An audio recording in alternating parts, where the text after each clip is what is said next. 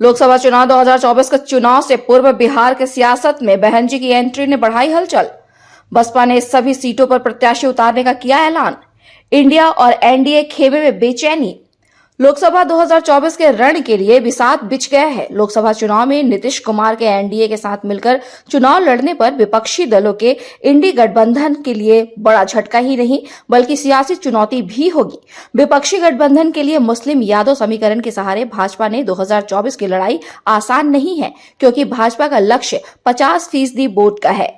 यादव और मुस्लिम मिलकर 35% के करीब ही वोट होता है। इसी समीकरण की बदौलत 2019 में राजद और कांग्रेस ने भाजपा से मुकाबला किया था, लेकिन सफल नहीं रहे। कांग्रेस को एक सीट मुस्लिम बहुल किशनगंज ही जीत सकी थी, जबकि राजद का खाता भी नहीं खुला था।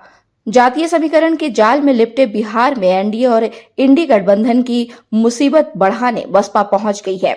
बिहार की लोकसभा सीटों पर बसपा भी अपने उम्मीदवार उतारने जा रही है। बसपा ने बक्सर लोकसभा सीट से अपना प्रत्याशी उतारने की घोषणा की है। अनिल कुमार को बक्सर से लोकसभा के लिए अपना प्रत्याशी बनाया है। बसपा के राज्यसभा सदस्य रामजी गौतम ने इसकी जानकारी देते हुए कहा कि बिहार की 40 सीटों पर हमारी पार्टी पूरी ताकत के साथ लोकसभा चुनाव लड़ने जा रही है। उन्होंने कहा कि इस बार बिहार में बीएसपी भी अपना ताकत दिखाएगी। पार्टी द्वारा बाकी सीटों पर भी प्रत्याशियों को लेकर चर्चा हुई है। गौतम ने कहा कि हमारा किसी पार्टी के साथ कोई गठबंधन नहीं है। एनडीए और इंडी गठबंधन दोनों बड़े बड़े धन्ना सेठों की कठपुतली बनकर काम करते हैं। हमारा गठबंधन जनता के साथ है। हम जनता के साथ गठबंधन कर रहे हैं और जनता के बीच जा रहे हैं। आने वाले 2-3 दिनों में कुछ नामों की घोषणा पार्टी कर सकती है। 2024 के रण को लेकर केंद्र की सत्ताधारी भाजपा ने पूरी ताकत झोंक दी है। भाजपा के लिए 370 सीटों का टारगेट तय किया है। एनडीए के लिए मिशन 400 पार का लक्ष्य रखा। बिहार में लोकसभा की 40 सीटें हैं। एनडीए सभी सीटों को जीतने का दावा कर रहा है, तो इंडी गठबंधन भी ताल ठोक रहा है। वहीं बसपा की एंट्री में दोनों गठबंधनों की पेशगी पर पसीना छलकने लगा है। लोकसभा चुनाव 2024 से ठीक पहले बिहार में सियासी बदलाव हो गया।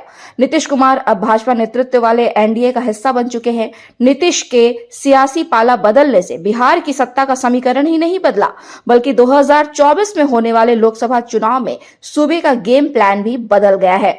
वहीं मायावती की पार्टी बसपा के बिहार में चुनाव लड़ने की घोषणा से एनडीए और इंडी गठबंधन दोनों के लिए परेशानी बढ़ सकती है।